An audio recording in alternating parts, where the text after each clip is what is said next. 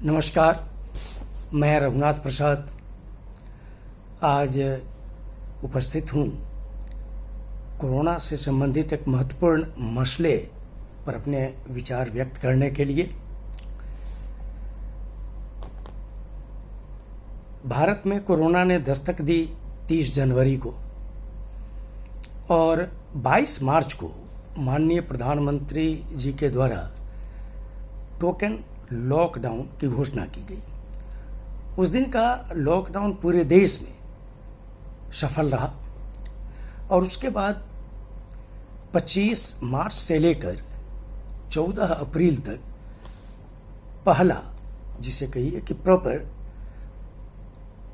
Lockdown की व्यवस्था की गई। इसमें भी पूरे देश में लोग अपने घरों में रहे, सोशल डिस्टेंसिंग का पूरी तरह पालन किया गया। उसके बाद दूसरा लॉकडाउन फिर 15 अप्रैल से 3 मई के लिए हुआ। वह भी लगभग पूरे देश में सफल रहा। लेकिन जो तीसरा लॉकडाउन 4 मई से 17 मई के बीच हुआ, तब तक विभिन्न राज्यों में कई राज्यों के जो लोग थे, जो विभिन्न रोजगारों के सिलसिले में लंबे समय से काम कर रहे हैं, उसमें ज़्यादा संख्या है बिहार की, उत्तर प्रदेश की, मध्य प्रदेश, झारखंड जैसे राज्यों की। और ये लोग बहुत बड़ी संख्या में काम करते हैं दिल्ली, महाराष्ट्र, गुजरात, पश्चिम बंगाल, पंजाब और हरियाणा जैसे राज्यों में।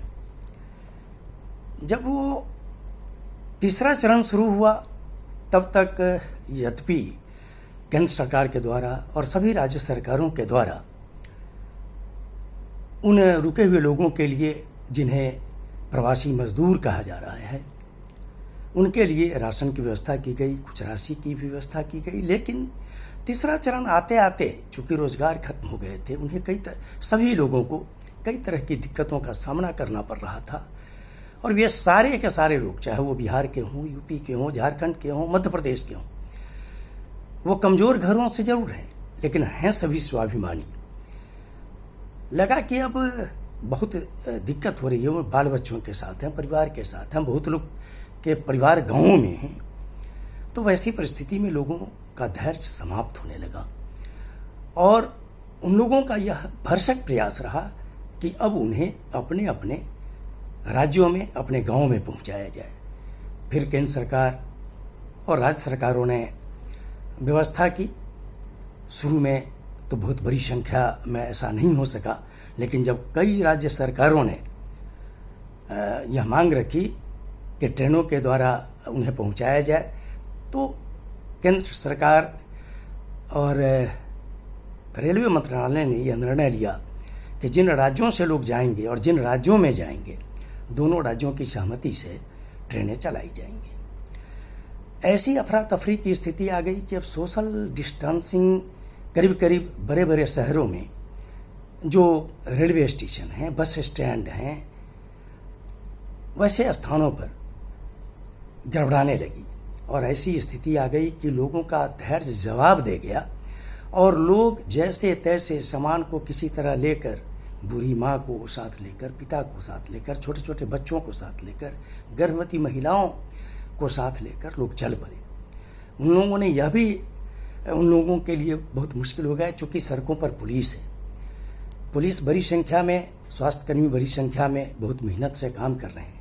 लेकिन कुछ ऐसी परिस्थितियां हैं जिसके कारण बहुत लोग जो मुख्य रास्ते हैं उससे अलग होकर, जो कहीं पर जंगली रास्ते थे, कहीं पर ऊंची नीची सड़कें थीं, पतली पतले सड़कों से गुजरने लगे।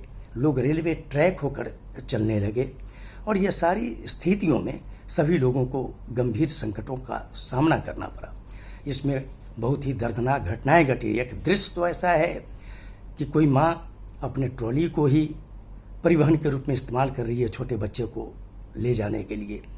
कोई व्यक्ति अपनी माँ को पीठ पर लादे हुए है, कोई साइकिल से जा रहा है, हजारों लोग पैदल चले जा रहे हैं, गर्भवती महिला भी है, कोई रिक्शा से चल रहा है, कोई ऑटो से चल रहा है, कोई ठेला से चल रहा है। ये सारे दर्दनाक दृश्य हैं। इसी बीच 8 मई को महाराष्ट्र के औरंगाबाद में रेलवे ट्रैक पर मध्य प्रदेश के 16 व्यक्तियों की दर्दनाक मृत्यु हो गई। फिर 14 मई को गुना में ट्रक बस की टक्कर में 9 व्यक्तियों की मृत्यु हो गई, 50 की संख्या में लोग घायल हो गए। फिर 16 मई को औरैया उत्तर प्रदेश में ट्रेलर और ट्रक की टक्कर में 24 लोगों की मृत्यु हो गई, कई घायल हो गए। और आज 19 मई को स्थिति यह है कि भागलपुर में ट्रक बस की टक्कर में 9 लोगों की मृत्यु हो गई तथा 35 के आसपास लोग घायल हैं। महोबा में 3 व्यक्तियों की मौत हो गई, यवतमाल में 4 की मौत हुई है और 15 घायल हो गए हैं। और आज तो एक और दर्दनाक दृश्य था यूपी के अमरोहा में, जहां पुल पर से 2 श्रमिक कूद गए, नीचे पानी नहीं था, एक व्यक्ति की मृत्यु हो गई और एक घायल हो गए। इस स्थिति को भी देखना होगा कि आखिर उनके कूदने की नौबत क्यों आई। जो परिस्थितियां हैं उसमें मैं समझता हूं कि अब केंद्र सरकार को और सभी राज्य सरकारों को जो सत्तारूढ़ दल हैं वहां, मैं उनसे अनुरोध करता हूं कि जो भी विपक्षी दल हैं जिन राज्यों में या केंद्र के स्तर पर जो भी महत्वपूर्ण विपक्षी दल हैं उन्हें विश्वास में लिया जाए और सभी दलों की सर्वदलीय बैठक करके एक सर्वमान्य रास्ता निकाला जाए, सभी लोगों का सहयोग लिया जाए, सुझाव लिया जाए और इसे राजनीतिक रूप में नहीं लेकर एक आपदा के रूप में लेते हुए हमें ऐसी व्यवस्था करनी चाहिए कि अब जो हजारों हजार लोग, लाखों की संख्या में लोग अब किसी भी स्थिति में अपने गांव की ओर जाना चाहते हैं, उनके लिए व्यवस्था की जाए, उनको भेजने के लिए। इस संबंध में एक भारतीय नागरिक के रूप में मैं अपने कुछ सुझाव रखना चाहता हूं कि केंद्र सरकार, रेलवे मंत्रालय और सभी राज्य सरकारें आपस में समन्वय स्थापित करें और ज़्यादा से ज़्यादा ट्रेनें चलाई जाएं जिसमें स्वास्थ्य नियमों का पालन करते हुए उन्हें जल्द से जल्द अपने राज्यों में भेजने की व्यवस्था की जाए। जहां ट्रेनों के अतिरिक्त सभी राज्य सरकारें बसों इत्यादियों की भी व्यवस्था अपने अपने राज्यों में करें और ऐसी व्यवस्था की जाए कि अपने राज्य की सीमा तक बसों से उनको पहुंचाने की व्यवस्था की जाए। तीसरा सुझाव मेरा यह है कि जो लोग येन केन प्रकारेण किसी भी तरह से रास्ते पर चल रहे हैं, वे अगर कहीं मिलते हैं, पाए जाते हैं, तो मेरा अनुरोध होगा कि इस संकट की घड़ी में चूंकि सभी लोग कष्ट में हैं, उन पर दंडात्मक कार्रवाई से परहेज किया जाए और उनके लिए सरकारी परिवहन की व्यवस्था की जाए और उनको उस राज्य की सीमा तक छोड़ने की व्यवस्था की जाए ताकि वहाँ से अगले राज्य अपनी सीमा में ले जाएं और ऐसी व्यवस्था करते हुए उन्हें उनके अपने अपने राज्य हैं वहाँ पर उन्हें पहुँचाया जाए। अभी जो हम लोग प्रतिदिन विभिन्न चैनलों में देख रहे हैं कि कुछ पुलिसकर्मी शायद जोश में कुछ ऐसी स्थिति पैदा कर देते हैं जो चैनलों पर देखकर किसी को भी अच्छा नहीं लग सकता है कि उन्हें बेवजह ज़मीन पर लेटाया जाता है। उन्हें कहीं कहीं तो देखा गया कि बुरी तरह पीटा जाता है, उसमें यह भी ख्याल नहीं रहता कि उनके हाथ टूट जाएंगे, पैर टूट जाएंगे, कोई दूसरी घटना घट सकती है। ऐसी स्थिति से बचा जाए।